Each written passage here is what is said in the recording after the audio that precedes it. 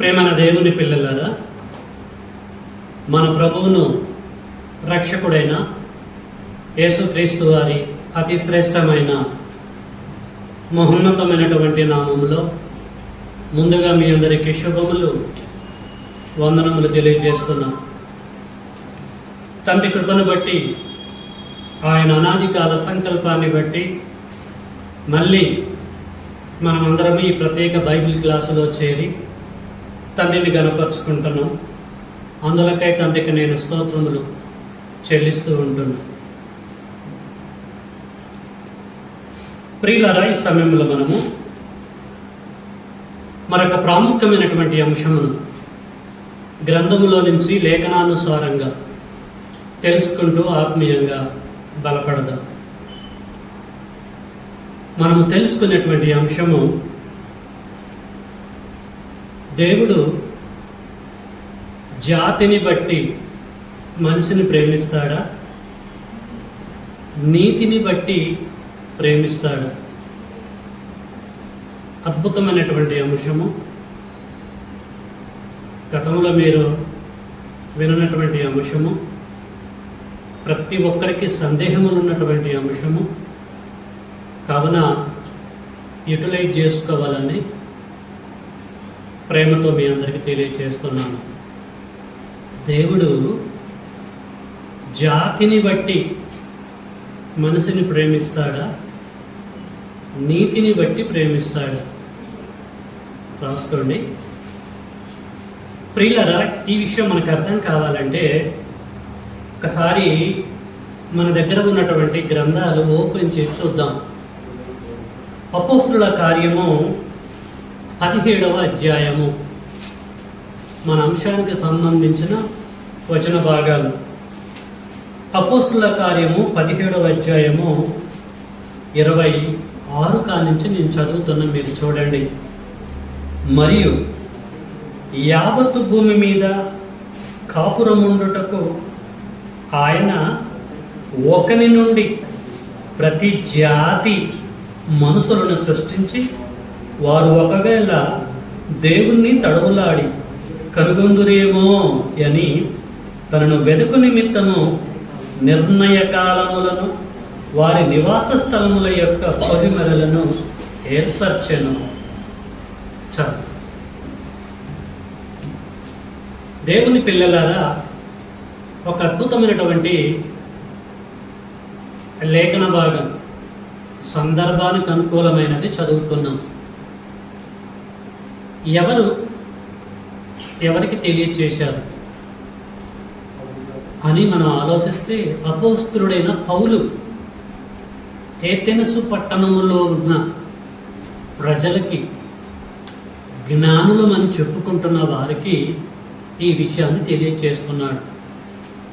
అనేకమైన విషయాలు తెలియచేసి, ఈ భూమి మీదకి మానవ జాతి ఎలా వచ్చారు, దేవుడు ఎలా పుట్టించాడు అన్న సంగతి తెలియచేస్తున్నాడు. దేవుడు ఒకని నుండి ప్రతి జాతి మనుషులను పుట్టించండి అని చెప్పేసి అంటాడండి. ఒకరెవరు? ఆదాము. ఆదాము నుండి ప్రతి జాతి మనుషులని, జాతి మొక్కలు ఉన్నాయి, పశువులు ఉన్నాయి, చరములు ఉన్నాయి, ఇంకా అనేకమైనటువంటివి ఉన్నాయి, జాతులుగా. ఆ ప్రస్తావన తేకుండా మానవ జాతిని గురించి మాట్లాడుతున్నాడు. ఒకను నుండి సమస్త జాతులని పుట్టించాడు. జాతులను పుట్టించిండు తప్ప దేవుడు కులములను పుట్టించలేదు. ఎందుకు? కులము కుళ్ళు దేవునికి తెలుసు కాబట్టి జాతులను పుట్టించాడు. దేవుని పిల్లలారా, బహు జాగ్రత్తగా అర్థం చేసుకోవాలి. దేవుడు ద్వారా జాతులు పుట్టాయి. జాతులు ఎలాగుంటాయి అని మనం ఆలోచిస్తే, భారతీయులందరిది ఒక జాతి, భారత జాతి అంటారు. గతంలో చెప్పాను. అమెరికన్స్ది ఒక జాతి, శ్వేత జాతీయులు అని అంటారు. ఏ జాతీయులు అండి? శ్వేత జాతీయులు అంటే తెల్లవారు వారు. అదొక జాతి. యుఎస్ఏలో ఉన్నటువంటి వారు, ఉత్తర అమెరికా, దక్షిణ అమెరికాలో ఉంటున్నటువంటి వారితో ఒక జాతి. అలాగే నేపాలీస్ ఒక జాతి. ఎలాగుంటారు? బొమ్మలు లెక్క ఉంటారు వారు. ముక్కులన్నీ ఒక రకంగా ఉంటారు. జాతులు. దక్షిణాఫ్రికా వారిది ఒక జాతి. నల్ల జాతీయులది ఒక జాతి. అలాగా దేవుడు భూమి మీద జాతులను పుట్టించాడు ప్రియులారా. కులములను పుట్టించలేదు. నాది ఆ కులము, నీది ఈ కులము, నాది ఎక్కువ కులము, నీది తక్కువ కులం అని మనుషులు అంటారు తప్ప కులములకు దేవునికి సంబంధం లేదు. For your kind information. ఒకవేళ ఆదాము రెడ్డి కులస్తుడైతే మనం అందరం కూడా రెడ్డి కులస్తులమే కావాలి. ఆదాము కమ్మ అయితే మనం అందరము కమ్మే కావాలి. ఎందుకంటే ఆయన నుండేగా పుట్టింది అందరూ. కాబట్టి ప్రారంభంలో అది ఏదైతే వారే అవుతారు. కాబట్టి కుల ప్రస్తావన అనేది గ్రంథంలో కనపడదు, జాతి ప్రస్తావన కనిపిస్తుంది. ప్రతి ఒక్కరు అర్థం చేసుకోండి. అయితే దేవుడు ద్వారా పుట్టినటువంటి జాతులు భూమి మీద జీవిస్తూ ఉంటున్నాయి ఆయా ప్రాంతాలలో. నేనేమంటున్నాను ఈ సాయంకాల సమయంలో అంటే, దేవుడు జాతిని బట్టి మనిషిని ప్రేమిస్తాడా, నీతిని బట్టి మనిషిని ప్రేమిస్తాడా అనేది మనం ఆలోచించాలి. భారత జాతిని బట్టి భారతీయులలో ఉన్న ఒకరిని ప్రేమిస్తాడా? అర్థం కావడం కొరకు ఇది ఎత్తుకున్నాం.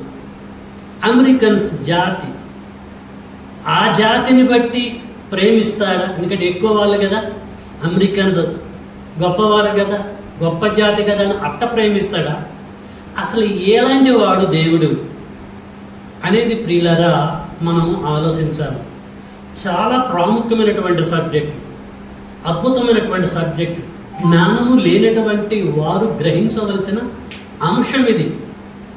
కాబట్టి దేవుడి యొక్క తత్వం ఏంటిది, ఆయన ఆలోచన ఏంటిది? జాతులను బట్టి ప్రేమించేవాడా మనుషులను, లేకపోతే జాతులలో జీవిస్తున్న నీతిపరులను బట్టి ప్రేమించేవాడా అనేది ప్రియులారా మనం అర్థం చేసుకోవాలి. చాలామంది క్రైస్తవేతరులకి ఉన్న ఆలోచన, క్రైస్తవులకి ఉన్న ఆలోచన ఏంటి అని అంటే, దేవుడైన యెహోవా జాతిని బట్టి మనుషులని ప్రేమిస్తాడు అన్న కన్క్లూషన్కి వచ్చారు. మళ్ళీ చెప్తున్నా, క్రైస్తవులు కావచ్చు, క్రైస్తవేతరులు కావచ్చు, వారు ఏ కన్క్లూషన్కి వచ్చారంటే దేవుడు జాతిని బట్టే మానవులని ప్రేమిస్తాడు అని అంటున్నారు. ఎలా, దేన్ని బట్టి వారు ఆ కన్క్లూషన్కి వచ్చారు అని మనం ఆలోచిస్తే ప్రియులరా, భూమండలం మీద అనేకమైన జాతులు ఉన్నాయని చెప్పేసి అన్నాగా గ్రంథాన్ని బట్టి. అలాంటప్పుడు దేవుడు అందరిని ప్రేమించాలి, అందరిని ఏర్పాటు చేసుకోవాలి. కానీ ఏర్పాటు చేసుకున్నాడా దేవుడు? పాత నిబంధనలో ఎన్ని పుస్తకాలు ఉన్నాయి?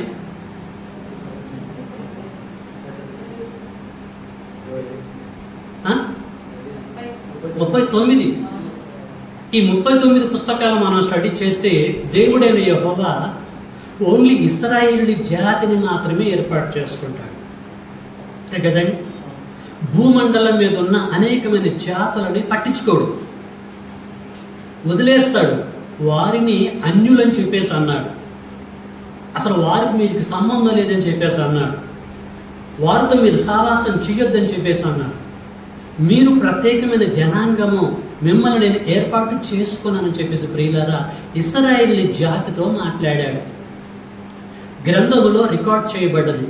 దేవుడు ఇశ్రాయేలును మాత్రమే ఏర్పాటు చేసుకున్నాడు, మిగతా వాళ్ళందరినీ వదిలిపెట్టిండు అని క్రైస్తవ పండితులు అంటారు, క్రైస్తవేతరులు కూడా అంటారు.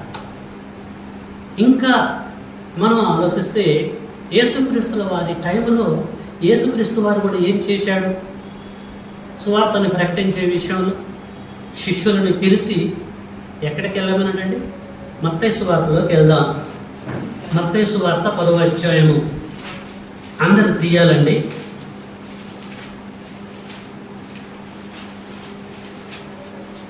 మత్తయి సువార్త 10వ అధ్యాయంలో 6-5 కానించి అవుతున్న చూడండి. యేసు ఆ 12 మందిని పంపుచు వారిని చూచి వారికి ఆజ్ఞాపించేది ఏమనగా, మీరు అన్యజనుల దారిలోనికి వెళ్ళకండి, సమరయులు ఏ పట్టణములోనైనను ప్రవేశించొద్దు, గాని ఇశ్రాయేలు వంశములలోని నశించిన గొర్రెల యొద్దకే వెళ్ళండి. దేవుని పిల్లలు, ఇక్కడ ఎంతమందిని అవాయిడ్ చేశాడు యేసు? సమరయుల దగ్గరికి వెళ్ళొద్దు అన్నాడు, ఇంకా అన్యుల దగ్గరికి వెళ్ళొద్దు అన్నాడు. దేవుని పిల్లలారా, భూమండలం మీద అన్యజాతులు చాలామంది ఉన్నారు. అన్యుల దగ్గరికి వెళ్ళొద్దు, సమరయుల దగ్గరికి వెళ్ళొద్దు, ఇశ్రాయేలీ జాతిలో నశించిపోయినటువంటి వారి యొద్దకే వెళ్ళండి అని. అంటే దీన్ని బట్టి మనకి ఏమర్థమవుతుంది? దేవుడు యేసు ద్వారా జాతిని ప్రేమిస్తున్నట్టుగా అర్థం కావట్లేదా? ప్రదీప్ బ్రదర్, అర్థమవుతుంది, స్పష్టంగా ఉంది, గ్రంథంలో రికార్డ్ చేయబడ్డది. కాబట్టి మీ దేవుడు పక్షపాతం కలిగినటువంటి వాడు అని అనేక మంది మాట్లాడుతున్నారు. ప్రేమైన దేవుని పిల్లలారా, కాబట్టే ఈ సబ్జెక్టుతో మీ ముందుకు రావాల్సిన పరిస్థితి ఏర్పడ్డది. ప్రశ్న: దేవుడు జాతిని బట్టి మనుషులను ప్రేమిస్తాడా? నీతిని బట్టి మనుషులను ప్రేమిస్తాడా? దేవుని పిల్లలుగా పిలువబడుతున్న మనము చాలా జాగ్రత్తగా పరిశీలించాలి. అర్థమవుతుందండి? ఈ లోకంలో కూడా ఒక సేవకుడు, బాగా అర్థం చేసుకోండి, అద్భుతమైన రీతిలో జ్ఞానాన్ని బోధిస్తున్న ఒక సేవకుడు తక్కువ కులం వాడైతే హై క్యాస్ట్ వాళ్ళు ఏమంటారు తెలుసా? వాడు మన జాతి కాదు, మనోడు కాదు, వాడిని మనం ప్రేమించవలసిన అవసరం లేదు అని అంటారు తెలుసా?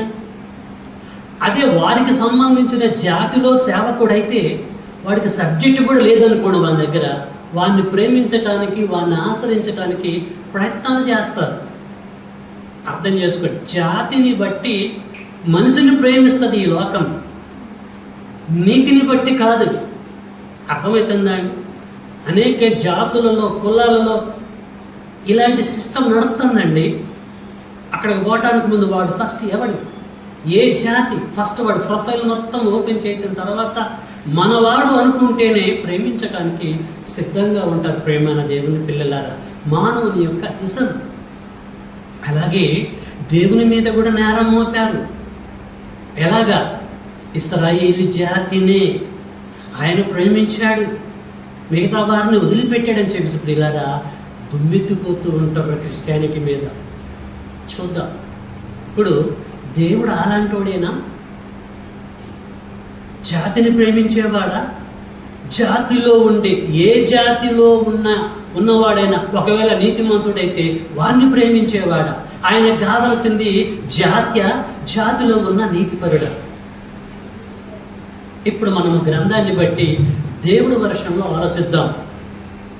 మనిషి అలాగే ప్రేమిస్తే, దేవుడు అలాగే ప్రేమిస్తే, ఇక దేవుడికి మనిషికి ఇంకా వ్యత్యాసం ఏంటండి? అర్థం చేసుకోవాలి. దేవుని పిల్లలారా, ఈ విషయం మనకు అర్థం కావాలంటే భూమండలం మీద దేవుడు ప్రజలకి 3 కాలాలు ఇచ్చాడు. ఇచ్చిండయ్యలను ఏంటి ఆ కాలాలు? ఈ మధ్యలో ఎక్కడో నేను సబ్జెక్ట్ చెప్తుంటే 3 కాలాలు ఇచ్చిండు అంటే వాళ్ళు ఏమన్నారంటే 3 కాలాలు కదా గారు, చాలా కాలాలు ఇచ్చాడు, ఎండాకాలం, వర్షాకాలం, శీతాకాలం, ఆ కాలం, ఇక మొత్తం లీస్ట్ అంతా చదువుతున్నారు. ఎక్కడ ఈ మధ్యలో ఎటు దూరం వెళ్ళిన వాక్యం చెప్తాను, వరంగల్లో ఎక్కడ సమ్మెక్స్, అవి కూడా కరెక్టే. కానీ ఇంపార్టెంట్గా 3 కాలాలు ఇచ్చాడు దేవుడు. ఆ 3 కాలాలే 3 యుగాలు. ఏంటవి? 1 పితరుల యుగము, 2 మోషే యుగము, 3 క్రీస్తు యుగం లేదు క్రీస్తు కాలం. 3 కాలములను పరమ తండ్రి భూమండలం మీద జీవిస్తున్న మానవాళికి ఇవ్వటం జరిగింది. దేవుని పిల్లలారా, ఈ 3 కాలాలలో జీవిస్తున్నటువంటి మానవ జాతి అనేక జాతులతో మిళితమై బ్రతుకుతూ ఉంటున్నారు. ఇప్పుడు మనము చూద్దాం, ఈ 3 కాలాలలో దేవుడు జాతులను ప్రేమించిండా? ఈ 3 కాలములలో దేవుడు జాతులను ప్రేమించిండా లేకపోతే నీతిమంతులను ప్రేమించిండా? వాడు ఏ జాతి అయినా సరే దాన్ని అండర్లైన్ చేసి అందులో నుంచి తీసుకున్నాడా? ఏ జాతి అయినా పర్లేదని చెప్పేసి నీతిమంతులను సెలెక్ట్ చేసిండా అనేటువంటి విషయాన్ని మనం చూద్దాం. పితరుల కాలంలోకి వెళ్దాం. ఓకే, పితరుల కాలంలో ఇశ్రాయేలీలకి మూల పురుషుడు ఎవరండి? క్లారిటీగా చెప్తున్నానండి. ఇశ్రాయేలీలకి మూల పురుషుడు ఎవరు? ఇశ్రాయేలీలకి పితరుడెవరు అంటలే, మూల పురుషుడు. దేవుని పిల్లలారా, ఇశ్రాయేలు జనాంగానికి మూల పురుషుడు అబ్రహాం. ఇశ్రాయేలీలకి పితరుడు యాకోబు. అంతే కదండి. యాకోబు యొక్క పేరు మార్చబడ్డది ఇశ్రాయేలీయుడిగా. ఇశ్రాయేలీలకి తండ్రి యాకోబు, అతను పితరుడు. అబ్రహాం అయితే ఇశ్రాయేలీలకి మూల పురుషుడు, మెయిన్ పర్సన్ అన్నమాట. అక్కడి నుంచి వచ్చింది. అబ్రహాము ఇస్సాకుని కంటే, ఇస్సాకు యాకోబుని కన్నాడు. యాకోబు యొక్క పేరు మార్చబడ్డది, అక్కడి నుంచి ఇశ్రాయేలు అయ్యాడు. నేనేమంటున్నానంటే, అబ్రహాము ఇశ్రాయేలీయుడా?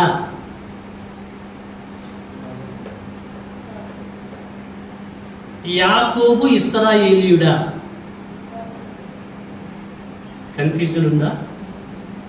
అబ్రహాము ఇశ్రాయేలీయుడా? ఇశ్రాయేలు జాతివాడా? యాకోబు ఇశ్రాయేలు జాతివాడా? మరి అబ్రహాము జాతి ఏంటి? యాకోబు తర్వాత అబ్రహాం పుట్టిండా? మొదటి వారిని కనపడ చేస్తున్నా. ఓకే, చూద్దాం. అబ్రహాము మూల పురుషుడైతే ఇతని జాతి ఏంటి? ఇశ్రాయేలీయుడు అయినా చూద్దాం. ఇందులో గురించి లేఖనం ఏమంటుంది? ఆదికాండము అందరూ తీయాలండి.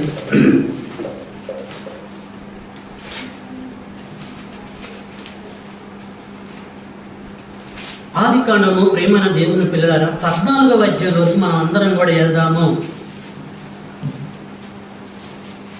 13వ వచనం, 12, 13. మరియు అబ్రహాము సహోదరుని కుమారుడైన లోతు సొదొములో కాపురం ఉండెను గనుక అతని ఆస్తిని పట్టుకొని పోగా తప్పించుకొనిన ఒకడు వచ్చి హెబ్రీయుడైన అబ్రహామునకు ఆ సంగతి. అబ్రహాము ఇశ్రాయేలుడా హెబ్రీయుడా? దేవుని పిల్లారా, దయచేసి అర్థం చేసుకోవాలి. హెబ్రీ జాతీయుడు, ఇశ్రాయేలుకి సంబంధం లేదు అబ్రహాముకి. హారానులో జీవిస్తున్నాడు అబ్రహాము. కల్దీయుల దేశములో జీవించేవాడు అబ్రహాము. ఆయన ఇశ్రాయేలుడు కాదు. అసలు యాకోబే పుట్టలే. ఆయన తర్వాత ఇస్సాకు పుట్టాడు. ఇస్సాకు గర్భములో నుండి 2 పుట్టారు. పెద్దవాడు ఏశావు అయితే చిన్నవాడు యాకోబు. ఆ యాకోబు యొక్క పేరే ఇశ్రాయేలీయుడు. అక్కడి నుంచి ప్రారంభించబడ్డది ఇశ్రాయేలు జనాంగం. అంతకంటే ముందు ఇశ్రాయేలు లేరు కదా, అర్థం చేసుకోండి. కాబట్టి హెబ్రీయులందరూ కూడా అన్యులు, అన్య జాతి. అది అన్యులలో పుట్టి పెరిగినటువంటి అబ్రహాము దగ్గరికి మనం వెళ్దాం. లోకులు ఏమంటున్నారు? దేవుడు అన్యాయస్తుడు, జాతిని బట్టి మనుషులను ప్రేమించాడు. జాతి ఏందనంటే ఇశ్రాయేలు జాతిని ఆయన ప్రేమించుడని చెప్పేసి అన్నాడు. ఇప్పుడు ఇశ్రాయేలు జాతికి సంబంధం లేనటువంటి హెబ్రీయుడైన అబ్రహామును గురించి ఆలోచిస్తే ఆశ్చర్యంగా ఉంటుందండి. అబ్రహాముని దేవుడు ఎలా ప్రేమించిండంటే జాతిని బట్టి కాదు, అతనిలో ఉన్న నీతిని బట్టి పిలుచుకున్నాడు. ప్రియులారా, అర్థమైతుందా? దేవుడు అబ్రహాము యొక్క జాతిని బట్టి అబ్రహాముని ప్రేమించలే. ఫర్ యువర్ కైండ్ ఇన్ఫర్మేషన్, ఏ జాతిలో ఎవడు ఉన్నా వాని నీతిని బట్టి ప్రేమించేవాడు పరమ తండ్రి. కాబట్టి దేవుడు అబ్రహాముకున్న నీతిని బట్టి అబ్రహాముని పిలుచుకున్నాడు, ప్రేమించాడు. అప్పుడు దేవుడు పిలుచుకున్నప్పుడు అబ్రహాముకి సున్నతి చేయబడదా? లేదు. అర్థం చేసుకోండి. రోమీయులకు పత్రిక రాస్తూ పౌలు గారు ఏమంటున్నాడు ఒక్కసారి మనము చూద్దామండి. రోమపత్రిక 4వ అధ్యాయం అందరు తీయాలి ప్రియులారా. రోమపత్రిక 4వ అధ్యాయము 3వ వచనము. ప్రతి ఒక్కరూ, జ్ఞానం కలిగిన ప్రతి ఒక్కరు దీన్ని అర్థం చేసుకోవాలి. దేవుని మనసు ఏంటి? జాతిని బట్టి మనిషిని ప్రేమిస్తాడా? అంటే కులాన్ని బట్టి ప్రేమిస్తాడా? లేకపోతే నీతిని బట్టి ప్రేమిస్తాడా? గ్రహించాలంటే నేను కూడా అర్థం చేసుకోవాలి. 4వ అధ్యాయము 3వ వచనంలో పౌలు గారు తెలియజేస్తుండే చూడండి. లేఖనము ఏమి చెబుతున్నది? అబ్రహాము దేవుణ్ణి నమ్మిండు, అది అతనికి నీతిగా ఎంచబడ్డది. చాలండి. లేఖనము ఏమి చెబుతున్నది? లేఖనము దీని గురించి ఏం మాట్లాడుతున్నది?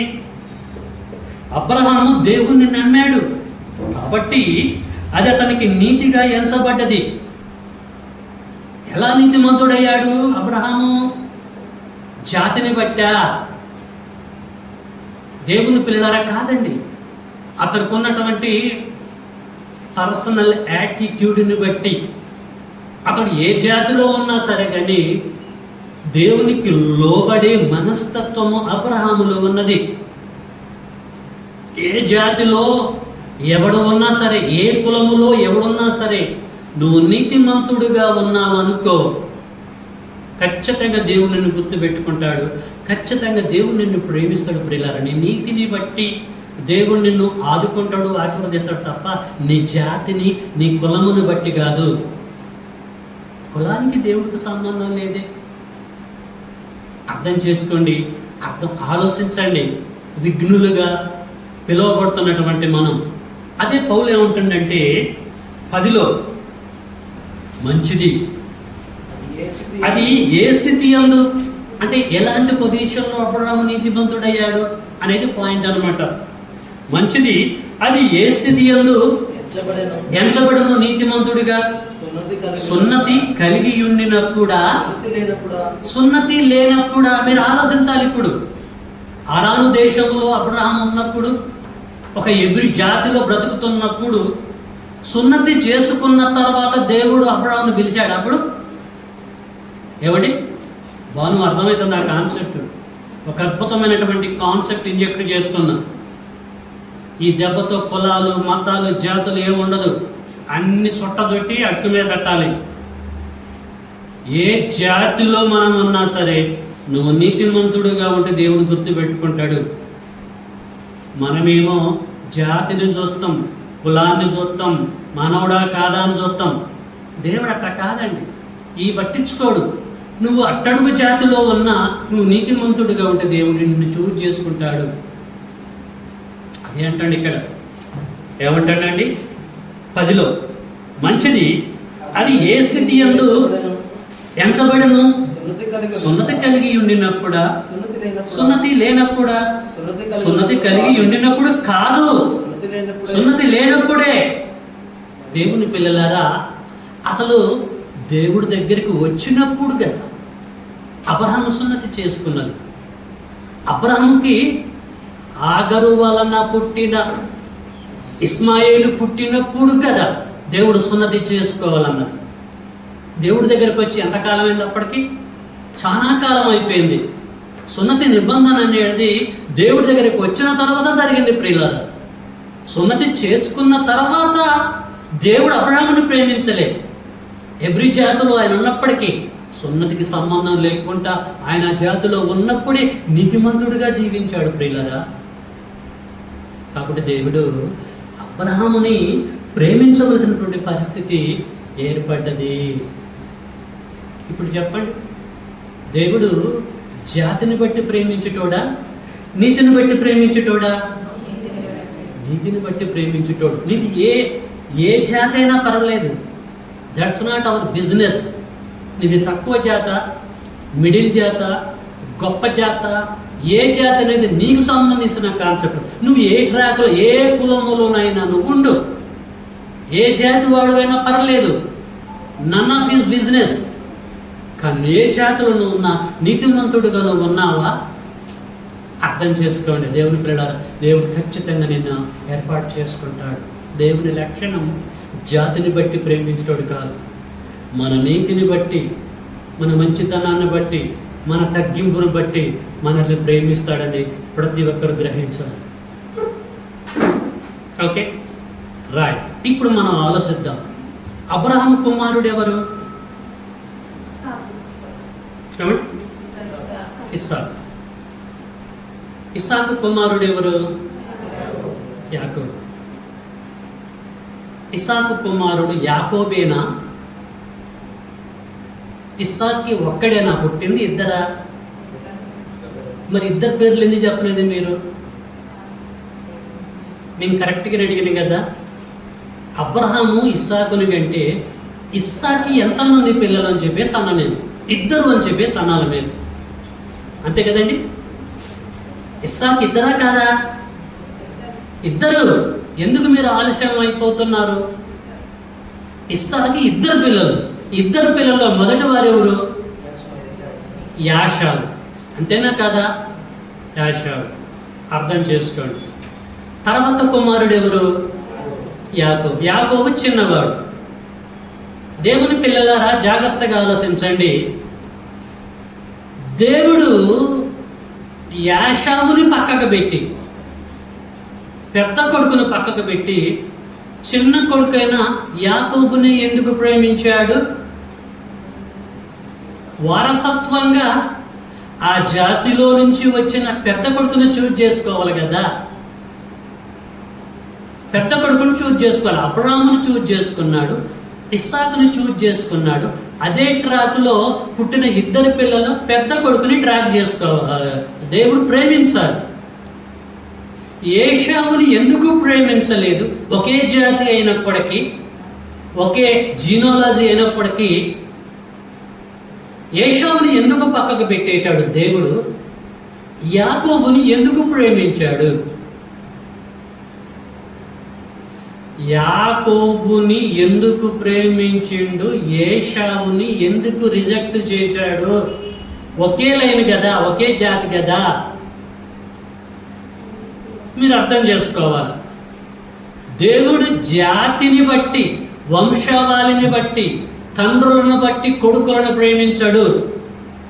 ఏమండి, నేను సేవకుడైనంత మాత్రాన నా కొడుకును ప్రేమించాలని రూల్ ఏమైనా ఉందా? బాగా అర్థం చేసుకోండి. నేను సేవ చేస్తున్నాను, ఎక్కడికంటే అక్కడికి వెళ్తున్నానని దేవుడు నన్ను బట్టి నా కొడుకుని సెలెక్ట్ చేసుకుంటాడని అనుకుంటున్నారా? జాతిని బట్టి కాదు, ట్రాక్ను బట్టి కాదు, నీతిని బట్టి. వాడు నాకు పుట్టిన కొడుకు ఒకవేళ నీతిమంతుడైతే, నీతిపరుడైతే వాడిని టేకప్ చేస్తాడు. అంతేకాని తరముల నుండి వస్తున్నది లేకపోతే మళ్ళీ ఆయన ఫీల్ అయిపోతాడు. ఇస్సాకు లేనిపోని చికాకని అడ్జస్ట్మెంట్లు ఉండవు ప్రియులారా. ఇస్సాకు ఇద్దరు పుట్టినప్పటికీ పెద్దోని ఎగరగొట్టాడు, చిన్నోని ప్రేమించాడు. ఎందుకు? యాకోబులో ఉన్న నీతిని బట్టి దేవుని పిల్లలారా, దేవుడు యాకోబుని ప్రేమించాడు. ఏశావుని పక్కకు పెట్టేశాడు. ఎందుకు? ఏశావు యొక్క ప్రొఫైల్ ఏంటో, ఏశావు ఎలాగ బ్రతుకుతాడో తెలవదా? తండ్రికి తెలవదా? దేవుడికి తెలవదా? ఎలాగ భ్రష్టుడైపోతాడో, కూర కోసం, చిక్కుడుగాయల కూర కొరకు, కలగూర వంటకం కొరకు. అర్థం చేసుకోండి. ఇప్పుడు క్రైస్తవులు కూడా ఏషావు సంతతిలో ఉంటున్నారు. ఫంక్షన్లు జరుగుతూ ఉంటుంటే కూరగాయల భోజనమా, మటన్ చికెన్ పెడతారా అంటారు. మటన్ చికెన్ పెడితేనే మీటింగ్ సక్సెస్. ఎందుకంటే వీళ్ళంతా యాషావు సంతతి, రుచి కావాలి వాళ్ళకి ముక్కైనా సరే. కాబట్టి యాషావు దెబ్బతినిపోతాడని భవిష్యత్తు ఎరిగిన దేవుడు యాషావును పక్కకు పెట్టేశాడు. యాకోబు దేవుని కొరకు బ్రతుకుతాడన్న కాన్సెప్ట్ దేవుడు గ్రహించి యాకోబుని సెలెక్ట్ చేసుకున్నాడు. నీతిని బట్టి భవిష్యత్తులో నీతిపరుడుగా ఎలాగ జీవిస్తాడో తెలుసు. ఆ నీతిని బట్టి యాకోబుని సెలెక్ట్ చేసుకున్నాడు. జాతిని బట్టి కాదు, వాళ్ళ తండ్రిని బట్టి, వాళ్ళ తాత అబ్రహాముని బట్టి కాదు. ప్రియులారా, అందరూ గ్రహించాలి. మనం అంత పవిత్రంగా ఉంటే దేవుడు మన పిల్లలకు కూడా లైఫ్ ఇస్తాడు అనుకోకండి. ఎవరి నీతిని బట్టి దేవుడు వారిని ఆశీర్వదిస్తాడు. ఎవరి కృపను బట్టి దేవుడు వారిని ఆశీర్వదిస్తాడు. ప్రతి ఒక్కరు దీన్ని గ్రహించాలి. మలాకి గ్రంథాన్ని ఒక్కసారి మనము ఓపెన్ చేద్దామండి. మలాకి గ్రంథము 1వ అధ్యాయము 1-2. మలాకి గ్రంథము 1వ అధ్యాయం 1-2 నేను చదువుతున్నా. ఇశ్రాయేలీయులను గూర్చి మలాకి ద్వారా పలకబడిన యెహోవా వాక్కు. యెహోవా సెలవిచ్చినదేమనగా, నేను మీ ఎడల ప్రేమ చూపియున్నాను. నేను మీ ఎడల ప్రేమ చూపియున్నాను. అయితే మీరు ఏ విషయమందు నీవు మా ఎడల ప్రేమ చూపితివందురు అని ఇక్కడ మనం ముదురులం కాబట్టి. యాషావు యాకోబునకు అన్నకాడా, యాషావు యాకోబునకు అన్నకాడా? అవును, అన్నే. అయితే నేను, దేవుడు అంటాడు, నేను యాకోబును ప్రేమించి తిని. చాలా. అదేంటి తండ్రి, యాకోబుకి అన్న కదా ఆయన, మరి మీరు అన్నను ప్రేమించాలి కదా. అన్నను పక్కకు పెట్టేసి అన్నని డిలీట్ చేసేసి మరి తమ్ముడిని ఎందుకు ప్రేమించారు అని అనగలమా మనం? ఏమ్మా, ఇక్కడే ఉన్నారా? దయచేసి అర్థం చేసుకోండి. ఎంత సూపర్గా చెప్తున్నాడో తెలుసా మలాకి ప్రవక్త ద్వారా. ఏమంటున్నాడు? ఏశావు యాకోబును కన్న కాడా? అవును. అయితే నేను యాకోబును ప్రేమించి తిని. ఇదే యెహోవా వాక్కు. యాకోబుని ఎందుకు ప్రేమించి తిని? యాకోబులో ఉన్న నీతిని బట్టి. యాకోబులో ఉన్న నీతిని బట్టి, యాకోబు యొక్క జాతిని బట్టి కాదు, వాళ్ళ తండ్రిని బట్టి కాదు, వాళ్ళ తాతని బట్టి కాదు, వాళ్ళ ముత్తాతని బట్టి, ఎవరిని బట్టి కాదు. యాకోబులో ఉన్న నీతిని బట్టి ప్రేమించాను. మరి ఏశావుని ద్వేషించానంటే వాళ్ళలో నీతి లేదు. లేస్తానికి ఫుడ్ కావాలి, బిర్యానీ కావాలి, చికెన్ కావాలి, మటన్ కావాలి, అంతే.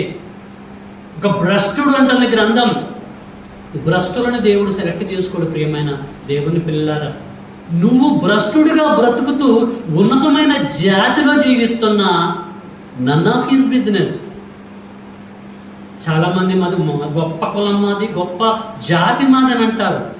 పేరు గొప్ప, ఊరు దిబ్బలు అంటారు చూసారా? గొప్ప జాతి. మరి దేవుడి కొరకు నీ నీతేది?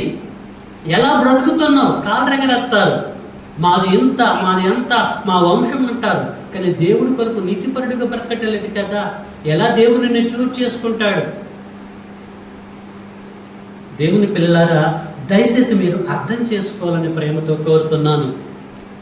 దేవుడు జాతిని బట్టి ప్రేమించేటోడు కాదు, కులాలను బట్టి ప్రేమించేటోడు కాదు.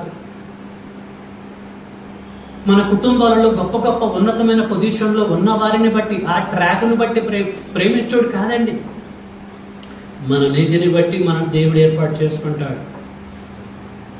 జీవించిన జీవన శైలిని బట్టి, ఎట్ట జీవించబోతామో భవిష్యత్తు జరిగిన దేవుడు గ్రహించిన దానిని బట్టి మనల్ని చూజ్ చేసుకుంటాడండి. అంతే తప్ప జాతిని బట్టి కాదు, డబ్బును బట్టి కాదు, మన హోదాను బట్టి కాదు, మన పితరులను బట్టి కాదు, మనకున్న ఆస్తు అంతస్తులను బట్టి కాదు. ప్రేమైన వారులారా, నీతిని బట్టి దేవుడు ప్రేమిస్తాడు. ఇదే విషయాన్ని కొంచెం క్లియర్గా పౌలు గారు ఎలా చెప్తున్నాడో చూద్దాం. యాకోబు విషయంలో రోమపత్రిక 9వ అధ్యాయము 13వ వచనం మనం చదువుకుందాము. రోమా 9:13 ఇందును గూర్చి నేను యాకోబును ప్రేమించి తిని ఏశావును ద్వేషించి తిని అని రాయబడి ఉందుము. కాబట్టి ఏమందుము? దేవుని యందు అన్యాయం కలదా? అట్లా రాదు. అందుకు మోషేతో ఇలాగ చెప్పుచున్నాడు, ఎవరిని కరుణింతునో వానిని కరుణింతును, ఎవని ఎడల జాలి చూపుదునో వాని ఎడల జాలి చూపుదును, కాగా పొందగోరి వాని వలనైనను ప్రయాసపడే వాని వలనైనను కాదు, కానీ కరుణించు నా వలనే జరిగిద్ది. నేను ప్రేమించకపోయేసరికి యాషావు కూర్చొని ఏడ్చాడు. పొందుకోవాలని, బ్లెస్సింగ్స్ పొందుకోవాలని చిక్కుడుగాయల కూర తిన్న తర్వాత, శాపానికి గురైన తర్వాత, నష్టపోయిన తర్వాత కూర్చొని ఏడ్చాడు. ఇచ్చాను నేను బ్లెస్సింగ్? ఏశావుకి ఇవ్వలే, ఏశావును పట్టించుకోలే, ఏశావును ప్రేమించలే, కానీ యాకోబును ప్రేమించాను. నిన్ను ఎవరిని కరుణిస్తున్నో వారినే కరుణిస్తాను, ఎవరి ఎడల జాలి చూపిస్తానో వారి ఎడలనే జాలి చూపిస్తాను. That's my business. ఎవరు మీరు నన్ను అడగటానికి అని అంటాడు ప్రియమైన దేవుని పిల్లలు. కాబట్టి యాకోబుకు ఉన్నటువంటి క్వాలిటీస్ని బట్టి, యాకోబు యొక్క మంచితనాన్ని బట్టి దేవుడు యాకోబును ప్రేమించుడు తప్ప యాకోబు యొక్క జాతిని బట్టి కాదు, యాకోబు యొక్క తండ్రి ఇస్సాకును బట్టి కాదు, యాకోబు యొక్క తాత అబ్రహామును బట్టి కాదు, అబ్రహాము యొక్క జాతి హెబ్రీ జాతిని బట్టి కాదు యాకోబును ప్రేమించింది. కాబట్టి ప్రియులారా అర్థం చేసుకోండి, దేవుడు జాతిని బట్టి, జాతులను బట్టి, కులాలను బట్టి మనుషులను ప్రేమించడు. మన నీతిని బట్టి, మనలో ఉన్న కొద్ది గొప్ప నీతిని బట్టి దేవుడు మనల్ని ప్రేమిస్తాడు, మనల్ని అర్థం చేసుకుంటాడు, మనకు లైఫ్ ఇస్తాడని చెప్పేసి అర్థం చేసుకోవాలండి. ఓకేనా? ఈ కాన్సెప్ట్ బయట వాళ్ళకి తెలుసా అండి? అన్యులకు తెలుసా? పోనీ బైబిల్లో మేము పండితులమని చెప్పుకుంటున్న వారికి తెలుసా? వాళ్ళకి తెలిసింది ఒక్కటే, మా దేవుడు, మా యెహోవా దేవుడు ఇశ్రాయేలును మాత్రమే ప్రేమించిండు, అన్యజనాంగాన్ని వదిలిపెట్టిండు అని చెప్పేసి అంటారండి. దేవుడు అన్యులను వదిలిపెట్టిండు అండి?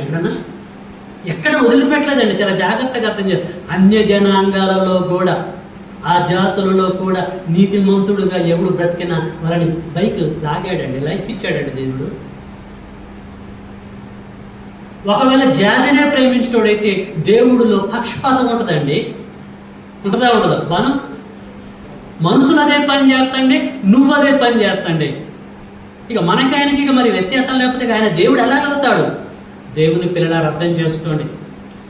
ఆదాము మొదలుకొని భూమండలం మీద జీవిస్తున్న మానవ జాతి 3 కాలాలలో ఏ జాతులో ఎవడు ఉన్నా సరే జాతిని బట్టి ప్రేమించాలి, వాళ్ళ జాతిని చూడలేదు. వీడు నీతిమంతుడా కాదా, వీడు నా కొరకు బ్రతుకుతాడా బ్రతకడా, నా కోసం ఆలోచించడా గ్రహించి భవిష్యత్తు ఎరిగిన దేవుడు అలాంటి వాళ్ళకి లైఫ్ ఇచ్చుకుంటూ వచ్చాడండి.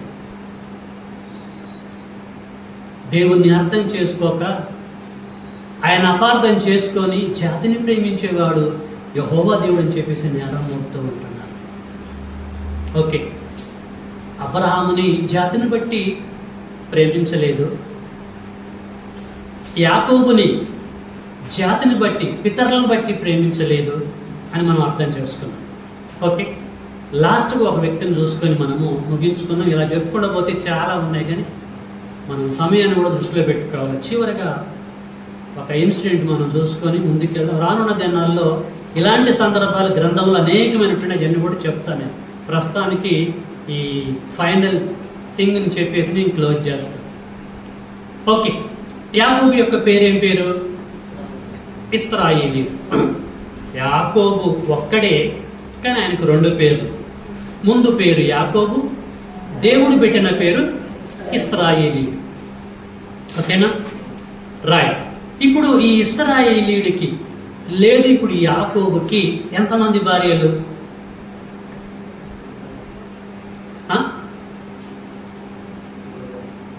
ఈ యాకోబుకి ఎంతమంది భార్యలు పాత నిబంధనలో? 2.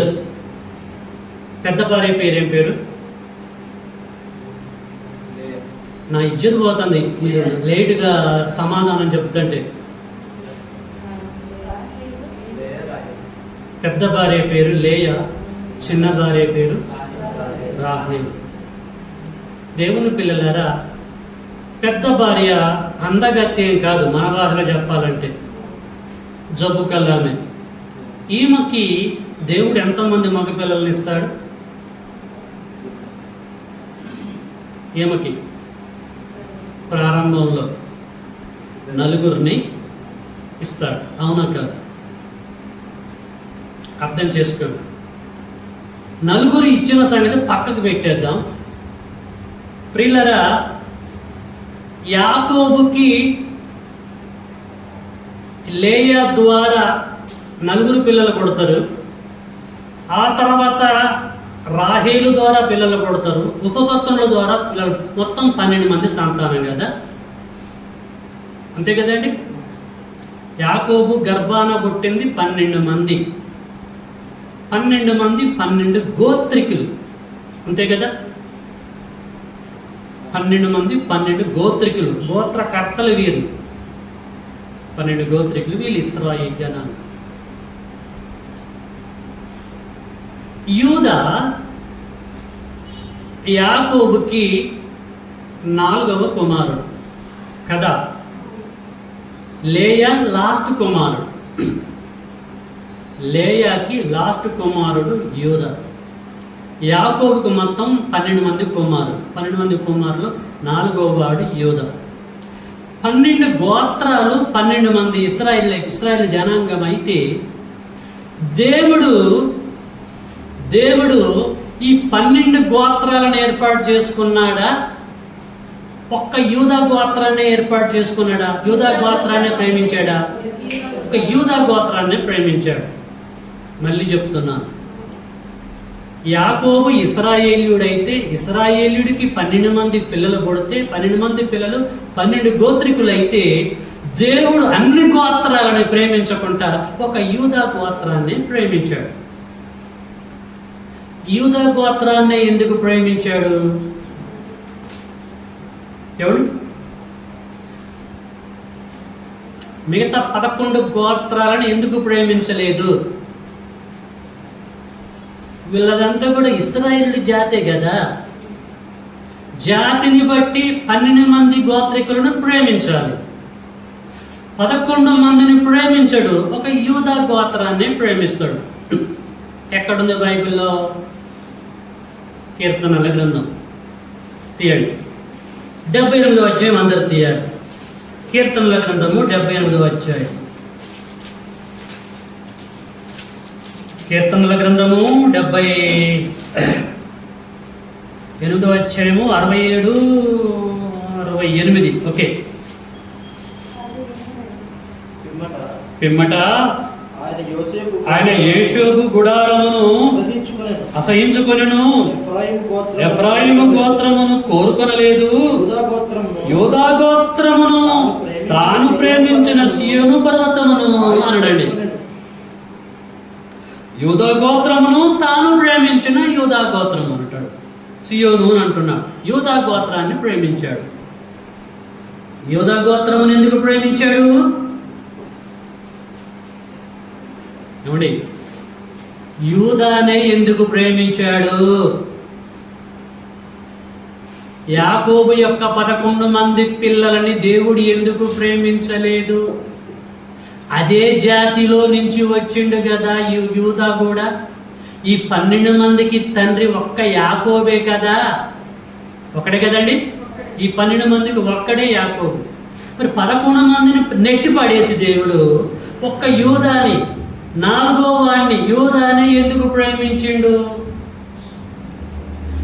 అతని యొక్క జాతిని బట్టా, అతని తండ్రి అయిన యాకోబును బట్టి యూదాను ప్రేమించిండా? ఈ 12 గోత్రాలలో అతను బ్రతుకుతున్న ఆ నీతిని బట్టా? యేసోకు అర్థమవుతుందా? యూదా యొక్క నీతిని బట్టి యూదాను ప్రేమించిండు తప్ప యూదా జాతిని బట్టి కాదు. ప్రియులారా, జాతిని పట్టించుకోలే. ఇశ్రాయేలీయుడే కదా, వీళ్ళ నాన్న యాకోబు వీళ్ళ తాత ఇస్సాకు, వీళ్ళ ముత్తాత అబ్రాము ఈ ట్రాకులు వెళ్ళలే. ఈ ట్రాకులు ఎవడన్నా పక్కకు పెట్టేశాడు. నువ్వు నీతిమంతుడిగా ఉన్నావా లేదా? 12 గోత్రికులలో ఎవడు నీతిమంతుడిగా ఉన్నాడుగా దేవుడు చూచాడండి ప్రియులారా. యోధా కనపడ్డాడు. మీరు ఈ ముగ్గురు గురించి, యోధా కంటే ముగ్గురు యొక్క చరిత్రను మనం ఆలోచిస్తే, పెద్ద కొడుకు ఏం చేసిండండి? తండ్రి ఉపపత్తిని మంచాన్ని ఎక్కుతాడు తెలుసా? మీరు చదవండి. తండ్రి భార్యతో ఎవడన్నా పాపం చేయొచ్చండి? తండ్రి భార్యతోటి పాపం చేస్తారా? యాకోబు ఉపపత్నితోటి పాపం చేసాడు పెద్ద కొడుకు. బుద్ధి ఉండాలి కదండి. ఎంత దారుణమైన సంగతి. మిగతా సిమియోను మిగతా వాళ్ళని చూసారా? కత్తులు తీసుకొని మంటలు చేసుకొని వెళ్ళిపోయారు. చరిత్ర చూస్తే యోధా ఒక్కడే శ్రేష్ఠుడిగా ఉన్నాడు. ప్రియమైన దేవుని పిల్లల, మిగతా 11 గోత్రికులు అందరూ కూడా స్థాయిలు అయిపోయారు. వాళ్ళ చరిత్ర, వాళ్ళ ప్రొఫైల్ ఓపెన్ చేసి చూస్తే దేవుడు వాళ్ళ భవిష్యత్తు తెలిసిపోయింది కదా. ఒక్కడు కూడా నీతిమంతుడు లేడండి 11 గోత్రికులలో. యోధా గోత్రం తప్ప, యోధా తప్ప. యోధా ఒక్కడే రైచియస్ పర్సన్ కనపడ్డాడు. కాబట్టి జాతిని బట్టి ఆలోచించలే, యోధా జీవించిన నీతిని బట్టి ప్రియులరా యోధాని ఏర్పాటు చేసుకున్నాడు. అద్భుతం అండి. గ్రంథాన్ని చదువుతూ ఉంటుంటే చాలా బాగుంటుంది ప్రియులరా. కాబట్టి యోధాని దేవుడు ఎందుకు ప్రేమించాడు? ఎలా ప్రేమించాడు? జాతిని బట్టి కాదు, పితరులను బట్టి కాదు ప్రియులరా, అతడి యొక్క నీతిని బట్టి, అతడి యొక్క నీతిని బట్టి. ఓకేనా?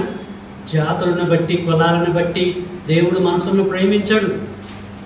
నీకు గొప్పేమో, దేవుడికి గొప్ప కాదు. అసలు కులానికి దేవుడికి సంబంధం లేదు. ఆయన జాతులను పుట్టించాడు. జాతులలో నువ్వు ఏ జాతి అయినా పర్వాలేదు, జాతులలో నమ్మకంగా అద్భుతంగా నువ్వు జీవిస్తున్నావా, దేవుడు నిన్ను ఆకర్షించుకుంటాడు. అది ఏ జాతి అయినా సరే, ఏదైనా సరే, దేవుడికి ఈ వ్యత్యాసం ఉండదు. దేవుని పిల్లలారా, కొత్త నిబంధనల సంఘటన కనపడుతుంది. కొర్నేలి ఎలాంటి వాడు తెలుసా? చర్మకారుడు. తెలుసా? అపోస్తల కార్యంలో కొర్నేలి ఒక అన్యుడు, చర్మకారుడు. అతని ఇంటికి పేతురు వస్తాడు. కొర్నేలి జాతి వేరు, పేతురు జాతి వేరు. కానీ పేతురు వచ్చినప్పుడు, ఎందుకు నన్ను పిలిపించావు కొర్నేలి, నీ ఇంటికి ఎందుకు పిలిపించావు, అసలు ఏంటి పరిస్థితి అంటే జరిగిన సంఘటన అంతా చెబుతాడు కొర్నేలి పేతురికి. అదంతా విని దేవుడు మనసు ఏంటో గ్రహించి పేతురు ఏమంటాడు తెలుసా? లాస్ట్గా మనం చూసుకొని ముగించుకుందాం. ఓకే, అపోస్తుల కార్యంలోకి వెళ్దాం. అందరు తీయాలండి. 10వ అధ్యాయం, అపోస్తుల కార్యము 10వ అధ్యాయము 34వ వచనం. అపోస్తుల కార్యము 10వ అధ్యాయము 34. దేవుడు పక్షపాతి కాడని నిజంగా గ్రహించి ఉన్నాను. ఏంటండి? ప్రతి జనములోనూ ఆయనకు భయపడి నీతిగా నడుచుకుని వానిని ప్రతి జనములోను, ప్రతి జనములోను. దేవుని పిల్లలారా, లోక సంబంధంగా మనం ఆలోచిస్తే ఇక్కడ కూర్చున్నటువంటి వాళ్ళందరిలో కొంచెము జాతి పరంగా, కుల పరంగా ఆలోచిస్తే యేసుబాబు వాళ్ళు గోల్డ్ స్మిత్, అంతేనా? మీరు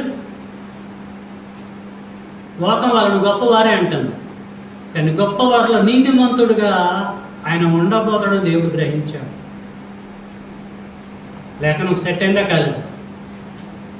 కులం కాదు, జాతి కాదు, ఏ కులమైనా ఏ జనమైనా సరే అందులో నీతిమంతుడు కనపడితే వారిని నేను ఏర్పాటు చేసుకుంటాను అని అంటున్నాడు ఇక్కడ పేతురుగా. దేవుడు మనసు తెలుసుకొని అంటే వండర్ఫుల్ అండి. ఇట్లా మనం చదువుకోవాలండి, ఇట్లా మనం అర్థం చేసుకోవాలి. ఏమంటున్నాడు పేతురు గారు? దేవుడు పక్షపాతి కాడని నిజంగా గ్రహించి ఉన్నాను. ప్రతి జనములోనూ ఆయనకు భయపడి నీతిగా నడుచుకుని వారిని ఆయన అంగీకరిస్తాడు. వారి నీతిని బట్టి అంగీకరిస్తాడు తప్ప వారి జాతిని బట్టి కాదు. నేను విశ్వబ్రాహ్మణుని, మేము గోల్డ్ స్మిత్ని, దేవుడు నన్ను ఏర్పాటు చేసుకుని అనగలడా ఆయన? అతిశయించొద్దు.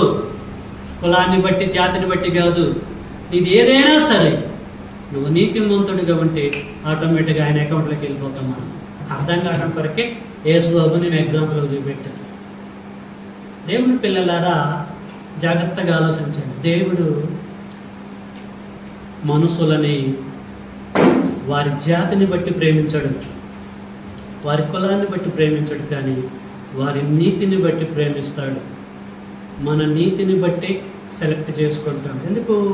మనం ఎలాగ ఉండబోతామో ఆయనకు తెలుసు ముందే. కాబట్టి నీతిని బట్టి ప్రేమించాడు. అలాగే నిన్నటి దినములో ప్రదీప్ వారి కమ్యూనిటీ నుండి వచ్చాడు. యేసుబాబు మనమందరం కూడా మన కమ్యూనిటీ నుంచి వచ్చిన వాళ్ళమే.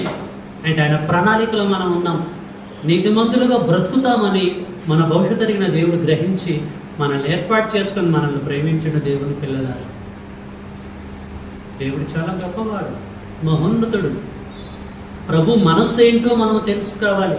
చాలామందికి తెలియక దేవుడు మాలవాళ్ళ దేవుడు, దేవుడు మాదిగ వాళ్ళ దేవుడు అని అంటారు. దేవుడు మాల వాళ్ళ దేవుడు, మాదిగ వాళ్ళ దేవుడు, లంబడోళ్ళ దేవుడు అండి. ఈ జాతులకే దేవుడా? అందరి దేవుడు అండి పరమ తండ్రి. జాతులన్నింటినీ దేవుడు పుట్టించాడు. సిస్టర్ పద్మావతి గారు ఉన్నారు, నా రెండవ బాప్టిజం సిస్టర్ పద్మావతి గారు. వాళ్ళు ఎవరు తెలుసా? లోక సంబంధంగా యేసుబాబు కంటే గొప్ప జాతి వారు, రాజులు తెలుసా అండి? మన మధ్యలో ఉన్న సిస్టర్ పద్మావతి గారు రాజవంశీయులు. వాళ్ళు 1997 ఎప్పుడు సిస్టర్ గారు నా దగ్గర బాప్టిజం తీసుకుంది? మీరు 97లో నా దగ్గర బాప్టిజం తీసుకుంది. రాజవంశానికి సంబంధించిన వారు. చెప్పుకోవాలంటే ఎప్పుడైనా కాలాగరేసింది వారు. జాతిని బట్టి కాదు, దేవుడు సన్నిధిలో అనుకున్న నీతిని బట్టి భవిష్యత్తు తిరిగిన దేవుడు ఏర్పాటు చేసుకున్నాడు. అట్లా గ్రహించాలి ప్రేమైన దేవుని పిల్లలు. కాబట్టి మనము నమ్ముకున్న దేవుడు పక్షపాతం లేనటువంటి వాడు, దయామయుడు, ప్రేమమయుడు, భవిష్యత్తు తిరిగినటువంటి దేవుడు. మన నీతిని బట్టి మనం బ్లెస్ చేస్తాడు తప్ప మన జాతిని బట్టి, మన కలర్ని బట్టి, మన డబ్బును బట్టి, మన అందాన్ని బట్టి, మన ఐశ్వర్యాన్ని బట్టి, మన ఎత్తును బట్టి, మన స్థితిని బట్టి, స్థితులను బట్టి, లోక సంబంధమైన వాటిని బట్టి దేవుడు ప్రేమించాడు. ఇది ఉన్నా ఒకటి, లేకపోయినా ఒకటి. నీ నీతిని బట్టి నిన్ను బ్లెస్ చేస్తాడు దేవుడు. అర్థమైందా? అలాగే మనల్ని గుర్తుపెట్టుకొని మనల్ని బ్లెస్ చేసి మనల్ని ప్రేమించినప్పుడు కృతజ్ఞత కలిగి ఉండాలి ఆయనకు. మనం అర్థమైందా? చచ్చిపోయేంత వరకు కృతజ్ఞత కలిగి మనం ఉండాలా ప్రేమన దేవుని పిల్లల. ఓకేనండి? కాబట్టి దేవుడు జాతిని బట్టి ప్రేమించాడు. దేనిని బట్టి ప్రేమిస్తాడు? మన నీతిని బట్టి ప్రేమిస్తాడు. ఆ నీతి చచ్చిపోయేంత వరకు మనం కలిగి ఉండాలి. దేవుడు నమ్మకాన్ని పొమ్ము చేయకూడదు. ఓకేనండి? ఈ అద్భుతమైన కాన్సెప్ట్ చాలామంది గ్రహించక దేవుడు అన్యాయస్తుడు, వాళ్ళకే దేవుడు, మాకు దేవుడు కాదని అంటారు. కానీ ఆయన అందరికీ ప్రభువు. ఉందా గ్రంథంలో? అందరికీ ప్రభువు యేసుక్రీస్తుల వారు. యేసే అందరికి ప్రభు అయితే మరి ఆయన కాదా? అందరికీ తండ్రి అయినా. కాబట్టి ప్రియులారా, సబ్జెక్ట్ మీరు విన్నారు, మర్చిపోకుండా విన్న దాని ప్రకారంగా మన నీతిని మనము కాపాడుకుందాము. 1 సంవత్సరం నీతి పెట్టుకోవడం, 2 సంవత్సరాలు మన నీతిని కాదు, చచ్చిపోయేంత వరకు మన నీతిని కొనసాగించుకుందాం. అప్పుడు ఆయన ఏర్పాటు చేసుకునే విషయంలో సంతోషపడతాడు. బలా నమ్మకమైన దాసురాలా. Thank you for your attention. మీ అందరికీ వందనాలు.